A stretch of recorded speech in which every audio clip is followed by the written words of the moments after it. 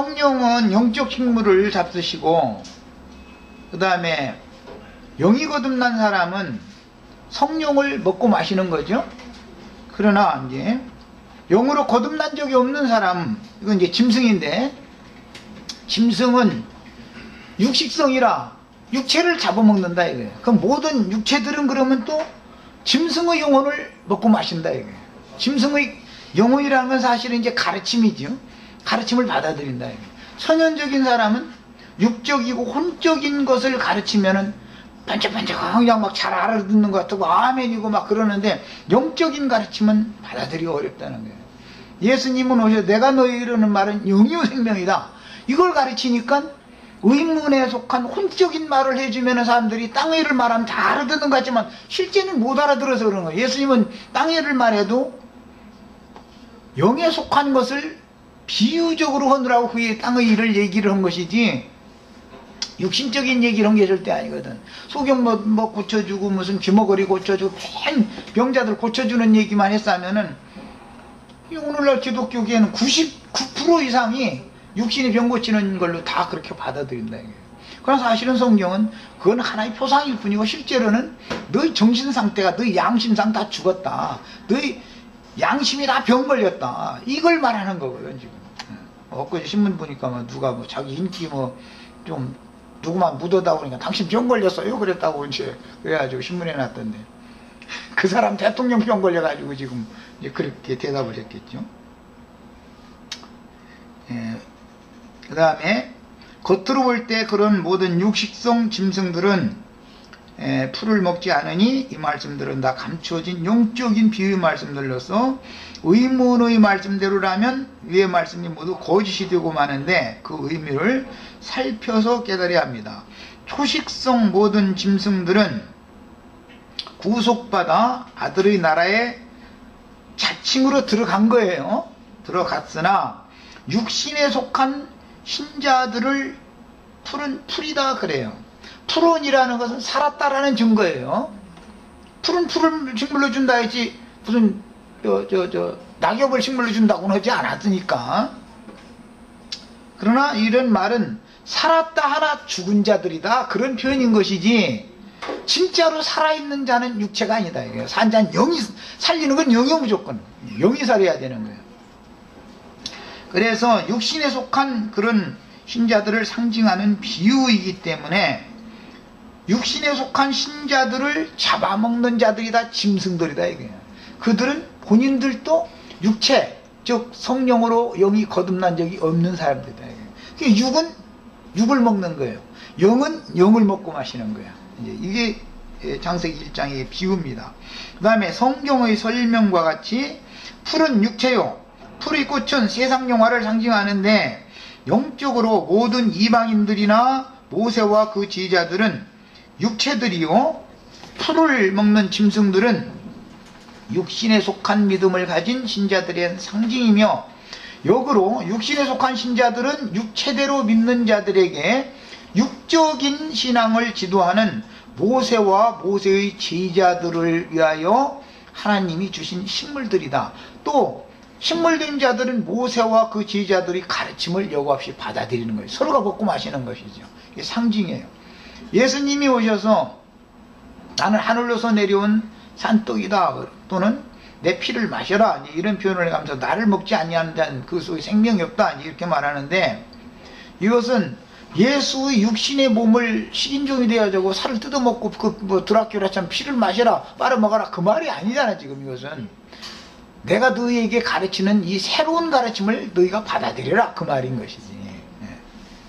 자, 이런 방식으로 가르치고 가르치는 말씀을 믿음으로 받아들임으로 서로가 먹고 마신다 이 말이에요. 서로가.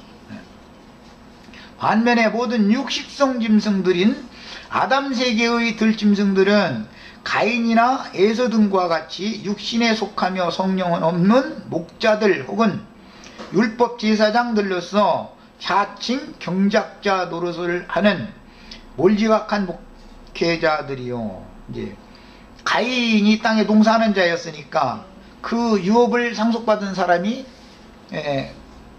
그 아버지의 유업을 받은 사람이 가인이죠. 그게 이제 경작자죠. 경작자인데 그 경작자는 풀농사밖에 못 얻는다 그 말이에요. 저주받은 땅에서는 풀만 나오잖아요. 풀만 되죠. 저주받은 땅에서는 채소 농사가 안 되는 거거든 이게. 상징이에요 이런 것들이. 이제 채소 그런 땅의 농사를 하는 유업을 가인의 동생인 아벨은 장자권이 없었기 때문에 아버지의 유업을 받지 못하니까 풀만 자라고 있는 들판에 가서 짐승을 길렀죠 이제. 그런데 그 짐승이 오히려 하나님이 받으시는 제물이 되었다라는 말을 지금 창세기 1장에 이미 암시렇게 딱 해놓는 거예요.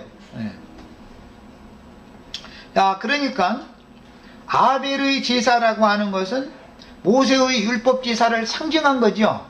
그래서 이것은 예수님이 오셔서 그 제사를 완전케 하라고 온 거단 말이에요. 이제 구약시대의 모든 제사는 모세의 제사가 뭐 나쁜 게 하나도 없죠. 아벨 이후에 그 제사를 다 했으니까, 다 짐승 잡아서 양 잡고 소 잡고 뭐 염소 잡고 해서 이렇게 피 뿌리고 제사를 했잖아요. 그게 아벨이 한 제사를 모세의 제사로 이어받은 거잖아요. 모세 율법 제사로. 그러나 그것은 모형적이고 그림자적인 것이지 완전한 제사를 완성하러 오신 분은, 모든 율법이 마침이 되시러 오신 분은 예수님이 제사가 완전한 거다 이제 이 얘기를 하는 거예요. 그러려면 모세의 제사를 끝내야 되잖아요. 이제 율법 제사를. 이것은 이제 뒤에 이어지는 말씀입니다. 결국은 짐승으로 드리는 제사는 결국은 완전한 게 아니다라는 얘기다. 예수 그리스도를 제물로 드려야만 완전한 제사다. 이제 이 얘기를 이제 하는 거예요. 그 다음에 가끔 내가 그 얘기지만 누가복음 24장에 예수님이 부활 승천하셨다가 하늘 영광을 가지고 지지자들에게 오셔서 너희 중에 뭐 먹을 것이 없느냐 해가지고 먹을 것을 요구를 했죠. 그것은 구약시대에 율법 성전에서 하나님은 자꾸 제사장들 보고 제물 갖다 바치라고 한 것은 먹고 싶다라는 거, 난 먹여야 된다 이 말이잖아요. 하나님 잡수시라고 드린 거지 그게 모두. 그건 모형적인 것이고 예수님이 제자들을 통해서 받아 잡수신 그 제사만이 이제는 완전한 실현을 보여주는 표상이다 이 말이에요. 표적이다. 그래서 예수님의 제자들은 율법적인 무슨 레위 지파 사람들도 아니고 레위 계열에 속한 제사를 행위를 하는 게 아니었지만 제사법이 완전히 이제 바꿔져 버린단 말이에요. 신약에 와서 성령께 영적인 제물을 드리는 거예요. 그 다음에 반면에 모든 육식성 짐승들인 아담 세계의 들짐승들은 카인이나 에서 등과 같이 육신에 속하며 성령은 없는 목자들 혹은 제사장들로서 자칭 경작자 노릇을 하는 몰지각한 목회자들이요 거짓 선지자들을 상징하는데, 바다에서 올라온 첫 번째 짐승인 사자로 상징된 바벨론 왕 로마 다니엘 7장에 보면 사자로 상징되었죠. 첫 번째 이제 뭐 우상은 금머리로 상징되어지고 짐승으로 하면 사자예요 그게. 그런데 그 바벨론 왕이 꿈을 꿨더니 하늘 이슬에 젖어가면서 그 몸을 적셔가면서 짐승의 마음을 받아가지고 들판에 나가서 풀을 사자가 소처럼 풀을 먹었다 이렇게 나왔죠. 결국 이제 짐승이 풀 먹는 얘기가 설명이다 이거예요. 바벨론 왕이 육신에 속한 사람으로서 하나님을 섬기는 하나님의 백성들을, 육체들을 다 사로잡아갔지요. 자기 백성 삼으려고.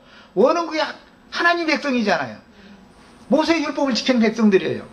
그런데 그게 다 육으로 하나님을 섬기는 풀들이다 이거, 육체들이다 이거예요. 이거를 사로잡아가지고 다 잡아먹는 거예요 바벨론 왕이. 오늘날 지금 기독교계의 일곱머리 왕들은 음녀를 잡아먹지만 사실은 이제 영적으로 이제 남녀가 서로 잡아먹는 거예요 이제 상징이요. 그러지만 이것은 하나의 상징이고 전부 육체를 살았다 하나 사실은 죽은 자들을 서로 잡아먹는 거예요 짐승들이. 그래서 바벨론도의 왕족들은 그들에게는 풀을 주셨고 예수님에게는 채소와 예수님 자신을 식물로 또 이제 채소라는 것은 이제 어린아이와 같은 심정을 가진 회개한 사람들도 아까 이미 말씀드렸고, 생명을 하나님의 말씀의 씨 가진 열매 맺는 과목이니까 하나님의 말씀으로 거듭나 가지고 생명의 표현, 열매를 통해서 하나님께 영광을 돌리는 사람들을 예수님은 또 잡아먹는 거예요. 우리 이제 형제 자매님들은 그러니까 말하자면 예수님의 음식들이고, 형제 자매님들을 위해서는 예수님이 형제 자매님들이 음식이요. 오늘 이렇게 이제 말씀을 통해서 서로 잡아먹는 거예요. 서로 서로가 마시고 이렇게 이것이 이제 창세기 1장에 다 암시된 거예요. 그래서 짐승이 풀 먹는 이야기는 먼저 이제 원래 천년왕국이 실현된 것을 계시하고 있는 이사야 11장에 보면 사자가 이제 풀 먹는 얘기가 또 나오죠. 거기 뭐 어린아이들이 독사골에 손 놓고 뭐 장난치고 뭐 이제 그것은 천년왕국이 실현이 되어지고 나면은 포악한 짐승들도 유순한 초식성 짐승으로 바꿔진다라는 것을 말하는 것이고, 그것은 천년왕국 실현된 때를 말하는 것이고, 과정에서는 다니엘에서 말하는 것처럼 바다에서 올라온 첫 번째 짐승인 사자가 사람의 마음은 떠나가고 짐승의 마음을 바꾸나니까 들판에 나가서 소처럼 풀을 먹더라는 거예요. 이게 상징이요. 그런데 그걸 이제 다니엘에게 물어보니까 다니엘이 설명해 줬죠. 그런 일들은 내가 섬기는 왕이 아닌 다른 악한 자에게나 임하기를 바랍니다. 그러나 불행히 그 사람에게 임했지 실제는 이제. 그래가면서 들의 청촉 가운데 같이 지내며 그 소처럼 풀을 먹고 하늘 이슬을 맞게 된다 그랬는데, 이것은 하나님의 백성들을 누구에게 맡겨서 어느 때에는 어떻게 다스리게 하는 것이 당신이 주관에 따른 것이 아니라 그 백성들이 하나님의 손에 있다는 걸 당신이 알게 될 거다 말이에요. 이제 그것이 깨달아지고 나니까 하늘에서 또 맑은 이제 그 짐승의 마음 떠나가고 맑은 신이 또 오니까 그때 보니까 그때 이제 내가 이 백성들을 너무 학대하고 내 맘대로 내 백성이 아닌 하나님의 백성들을 이제 사로잡아다가 내가 너무 풀 뜯어먹었구나 이제 이걸 이제 깨달은 거죠. 이제 이런 이야기가 이제 다니엘 선지서에 보면 그 그림이 나옵니다. 자, 그 다음에 반면에 아담 세계에 포악하고 사나운 짐승들은 이 세상의 권세에 결박되어 죽기까지 종로로 타는데 생명과 진리 말씀을 들어도 깨닫지 못하고, 짐승이니까, 왜냐하면 이성이 없으니까 짐승은 아무리 하나님의 말씀을 들어도 나처럼 이게 뭐 풀먹는 얘기를 말이야, 바벨론 왕 느부갓네살이 말이야 사람의 마음이 딱 떠나가 버리고 짐승의 마음이 오고 나니까는 청초가 있는 들판으로 막 가더라는 거예요. 그건 뭐냐면 하나님의 백성들이 지금 풀로 자라고 있는 팔레스타인 땅에 자기 군대 보내가지고서 다 사로잡아다가 다 잡아먹는 거 아니야 지금. 그걸 이상으로 보여준 거 아니야. 이제 그것이 딱 깨달아져 가면서 내가 섬기는 하나님의 주관에 달려있는 것이지 당신이 이 모든 것을 이뤘다고 하는 이것은 말이야 아니다 말이야. 처음에는 그걸 모르고 이제 그 바벨론 수산성 왕궁이 이렇게 건너가면서 이 모든 천하를 말해 내가 다 이렇게 평정하고 이루었다 그러니까 그냥 짐승의 마음이 쏙 들어버리더라잖아.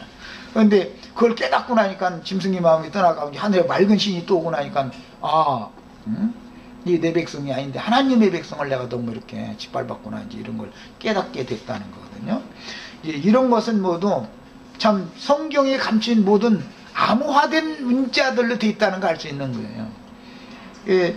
우리 김찬쟁제님이 지금 바벨론 왕노릇 하다가 이제 깨닫고 돌아선 거죠. 말하자면. 여기 이제 산 증인이 있으니까 이게 설명이 너무 쉽네.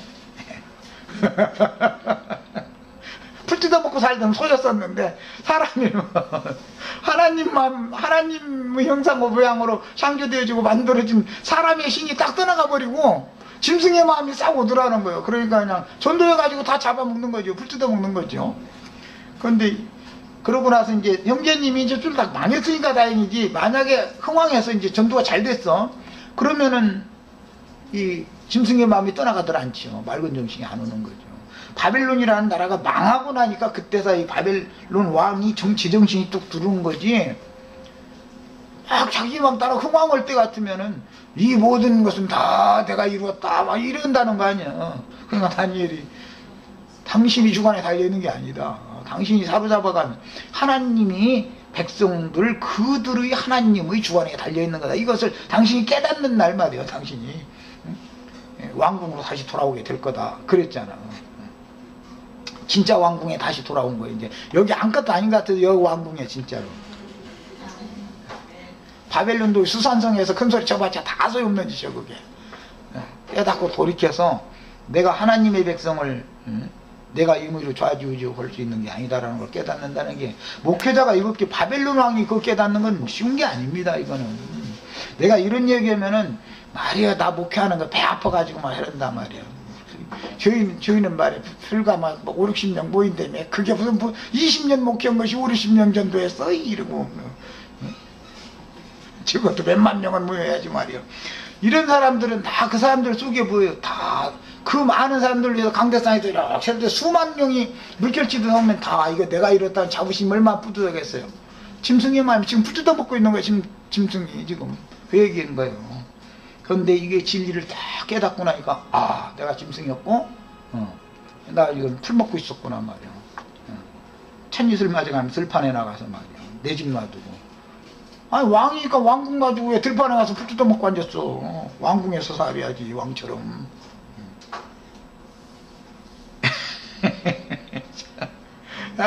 사람이 맑은 정신이 다 들어야 돼요. 그런데 맑은 정신 들어오게 하려면 누군가 이런 걸 가르쳐주는 사람을 만나야 돼. 그래야 정신이 맑은 신이 와.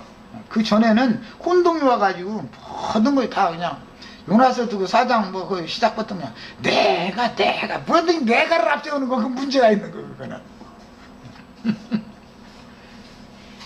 몇천 명 몇만 명까지는 아니라도 한 500명만 모여도 속으로는 내가 하니까 이게 딱 이게 있거든. 그런데 그게 지금 바벨론 왕이라는 증거거든. 풀 뜯어먹는 짐승이거든 그게.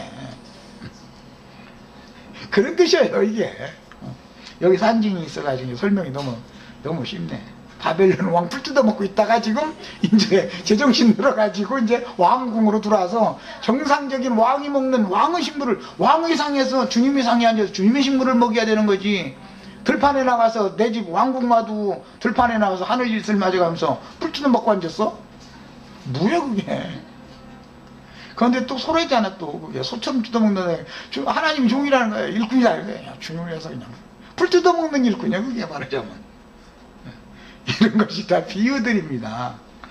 그 다음에 저런 마귀의 화신들은 계시록 13장 1절에 11절에는 바다에서 올라온 짐승과 땅에서 올라온 두 짐승으로 최종 대표되는데, 이들은 추수의 때 짐승들과 함께 추수꾼들이 나팔소리와 같이 하나님이 집행하시는 불의 심판을 받고 산채로 유황불못에 던져질 짐승의 마음을 가진 적그리스도들을 상징한 말인 것을 알 수 있고, 그 적그리스도인 7머리의 몸인 음녀는 풀들이다 이게.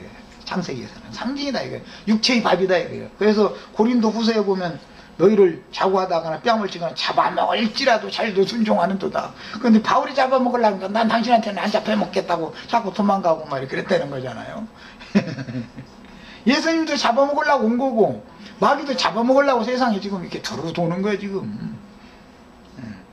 자, 이런 말은 마지막 나팔소리가 들린 후에는 나팔소리의 증거와 같이 온 세상에 뜨거운 바람이 불게 되어 세상 영화에 붙잡히고 취한 육체들, 육에 속한 사람들을 다 믿는다 하지만 육에 속한 사람들이죠. 이런 사람들은 그 육체의 왕들과 함께 같이, 즉 마귀와 함께 같이 심판한다라는 것을 상징하는 것이다. 그 다음에 다니엘 4장 21절로 25절, 이것은 뭐 이제 아까 지금 설명을 했고, 이런 자들은 살았다 하나 죽은 자들인 풀로서 바벨론 왕의 먹이가 된다. 또 그 풀들은 또 바벨론 왕이 거름 주면 그거 거름 빨아먹고 사는 거죠. 바벨론 왕이 경작자가 돼가지고 거름 주는 게 뭔지 아시겠죠? 바벨론 왕이 자기를 경작하면 안 된단 말이야.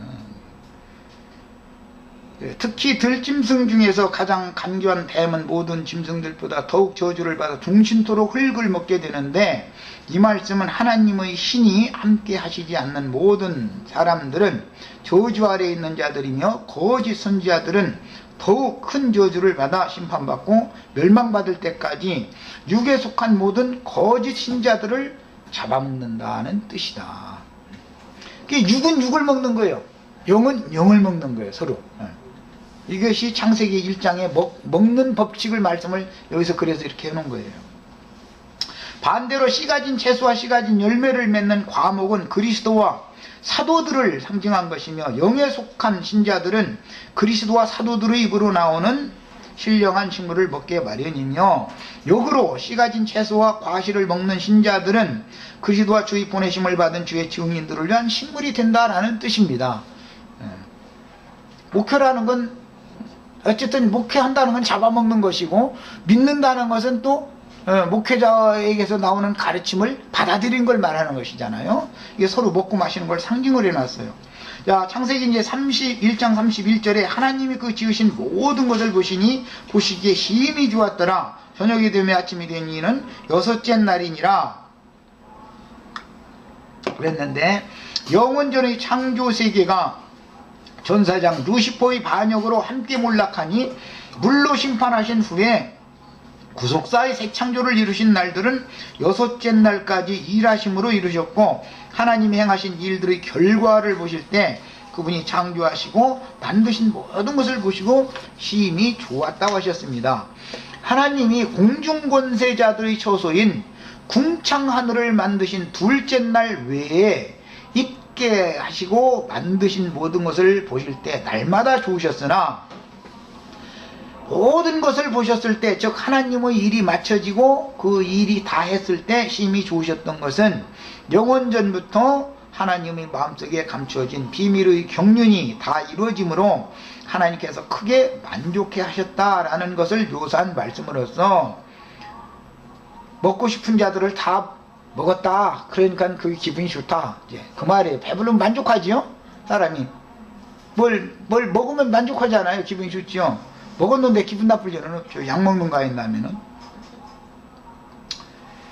그래서 영혼들은 주님의 식물이 되어질 때 만족한 거고, 주님은 영혼들을 양껏 잡수실 때, 즉 충만의 수가 채워지기까지 그리스도 형상과 모양으로 만들어진 사람의 수를 채울 때 주님은 또 심히 좋은 거예요. 양면에서 좋은 거죠. 혼자 주면 안 되죠. 남편과 아내가 부부 생활을 하는데 혼자만 주면 안 되죠. 자, 창조의 완성은 모든 피조 세계가 서로 융화되고 조화를 이루어 질서를 유지하며 서로에게 유익하도록 상호 협력하여 서로 유기적으로 그리스도 안에서 통일을 이루는 건축이 매우 필요하며, 하나님은 영원한 새 하늘과 새 땅의 하나님 나라가 완성된 그때 가서야 심히 좋아하시는 것이니, 구원하실 자를 다 얻으시고 심판하실 자들을 다 처리하신 후에 영원하신 하나님의 뜻이 땅에서도 다 이루어지면 심히 좋아하신다라는 것을 상징하는 말입니다. 창세기 1장에서는 하나님의 창조를 통해 그분이 선하시고 기뻐하시는 뜻이 계시되었고, 하나님의 경륜의 비밀을 알게 하시는 천국의 열쇠가 창세기 1장에 있는데, 모든 것들이 성경 전권을 여는 문은 창세기 1장이죠. 여기서부터 이게 창세기 1장이 안 열리면 나머지는 무조건 못 여는 거예요. 아무리 가짜 열쇠가 아무리 해도 열쇠통만 고장 내놓지, 열쇠통 고장 내는 것이 아까 우리 박영계 와서 질문했던 우리의 형상대로 우리의 모양대로 우리가 사람을 만들고, 이게 다 열쇠통 고장 내는 거죠. 성경을 그냥 엉망을 만들어 놔버린 거예요. 나중에는 진짜 열쇠 가지고 와서 이제 열으려 해도 안 열려. 이제는 열쇠통 가짜 열쇠 가지고 막 억지로 막 해가지고 망가뜨려 놓으면 진짜 열쇠 가지고도 안 열리죠. 열쇠통 자체를 부숴버리고 새로 만들어야 돼. 이제 이게 참 비밀이에요. 그래서 창세기 1장 시작에서부터 말씀이 안 풀리면 나머지는 자동적으로 안 풀리는 거예요. 그건 말할 것도 없어요. 그 다음에 천국의 문이라고 하는 것은 실제로는 천국 열쇠, 베드로에게 천국 열쇠를 준다, 이런 얘기했는데, 창세기 1장을 깨닫는 계시를 줬다라는 것을 상징한다 이 말이에요. 창세기 1장이 안 열리면 이 천국에 관한 걸 기록하면 성경 전권이 안 열리는 거니까 말이에요.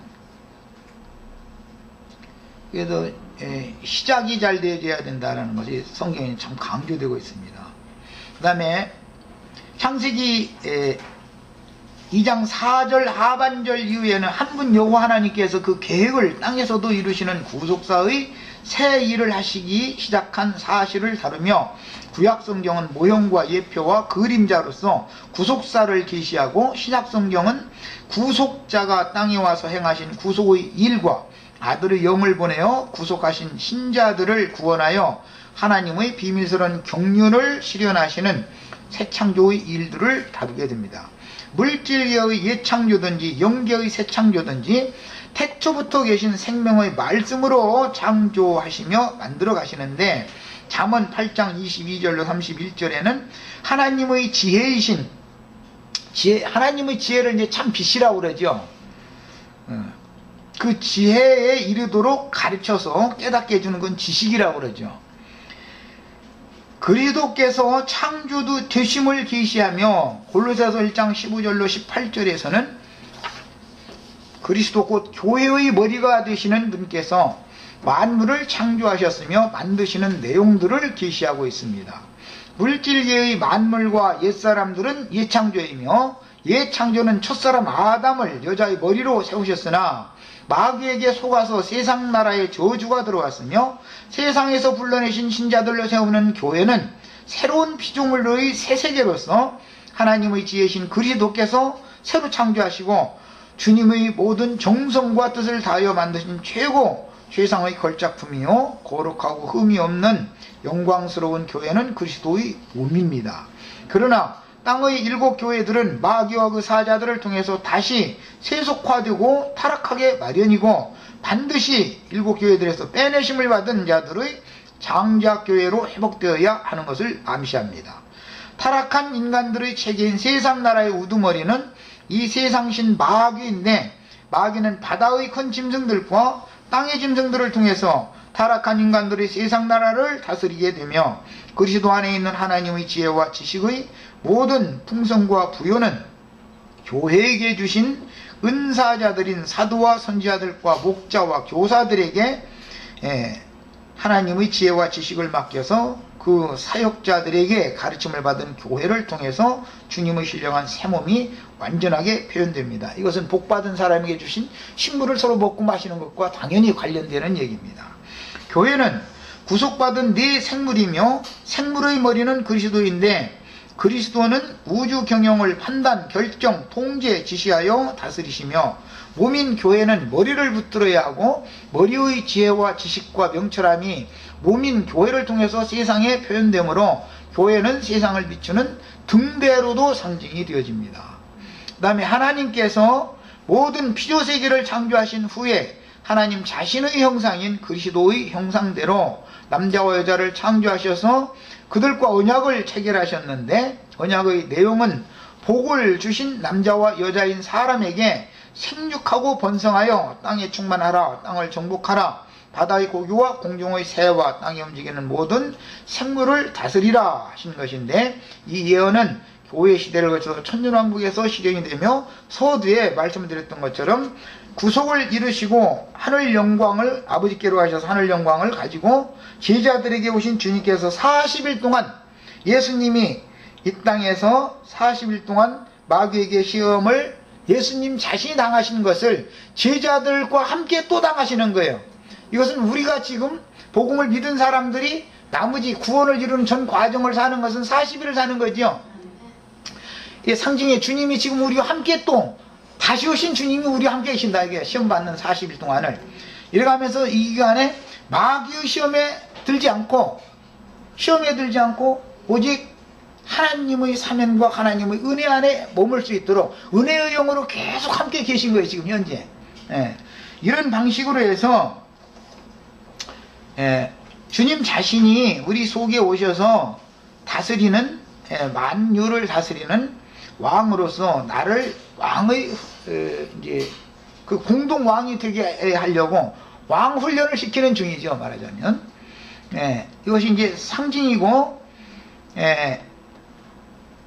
그 언약을 실제로 이루기 위해서 그 영을 부어서 새로운 영생하는 호흡을 받은 제자들에게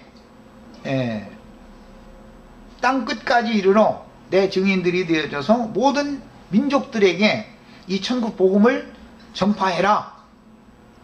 그것이 생육하고 번성하라.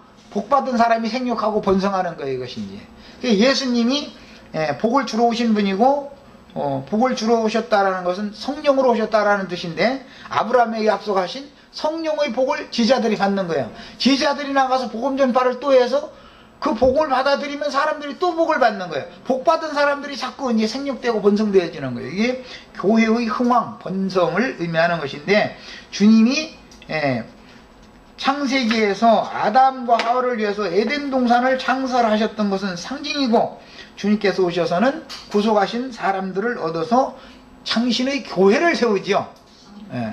교회를 세우는 거예요. 그것이 에덴 동산에 대한 이제 실현이지요.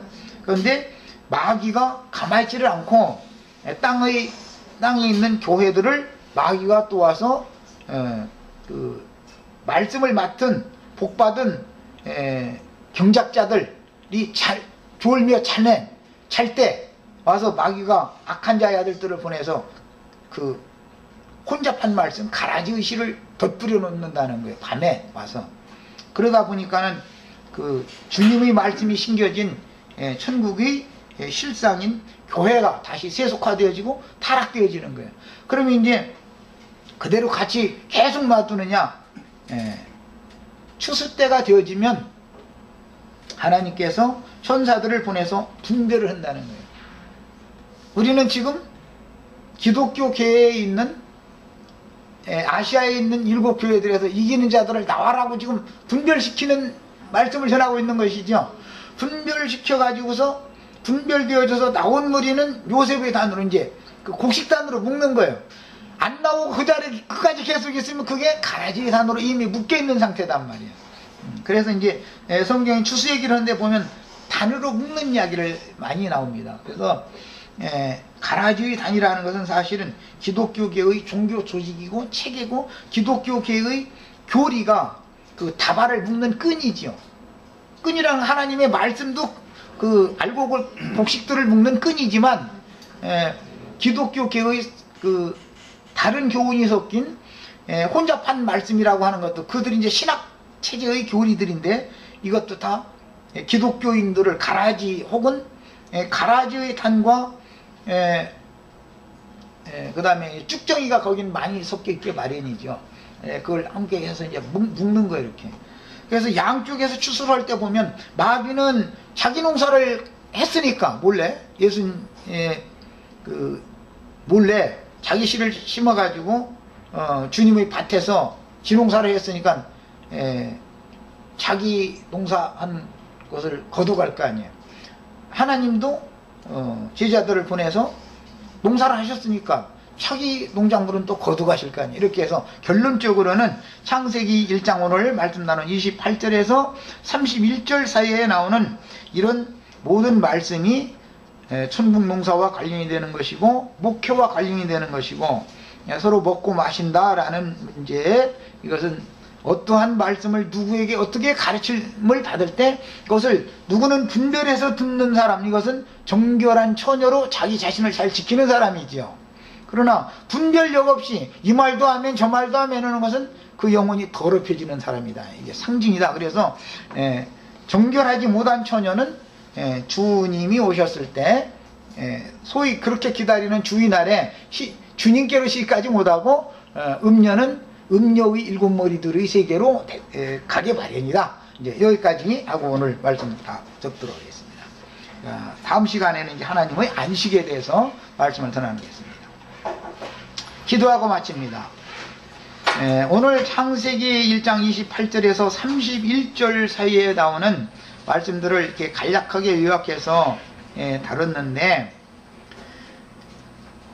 복받은 사람에게 식물로 주시면서 복받은 사람들이 생육하고 번성하게 하신 말씀과 짐승들에게 푸른 풀을 식물로 주시면서 그들은 복받은 자들이 아니랄지라도 여전히 그들은 그들대로 생육하고 번성하는 이런 그림을 우리가 잘 분별해 가면서 들을 수 있도록 귀를 열어주시기를 바랍니다. 가인의 길에 행하는 자들이 더 번성하고 실제로는 복받은 자손들인 아벨 대신해 주신 셋의 계보에 속한 자들은 박해를 피하면서 살아나야 되기 때문에 또 악조건에서 목축을 해가면서 살아야 되는 입장이기 때문에 사실은 복받은 족속들은 많이 번성하지 못하는 것이 이제 성경의 진리이고, 아브라함의 손자인 야곱의 12지파보다는 이스마엘의 12방백이 더 흥황하고 번성해서 가나안 땅 전체를 점령하고 그 다음에 주변의 모든 아수르와 바벨과 가나안 땅 전역을 다 저주받은 함 자손들이 정복하게 되고 번성하게 되는 이러한 이치들을 영적으로 잘 깨달아서 우리가 어디에서 나와서 어디에 가서 어떠한 가르침을 받아야 될 것인가 분별을 주시길 주의 이름으로 기도합니다. 아멘. 아멘. 야, 아침입니다.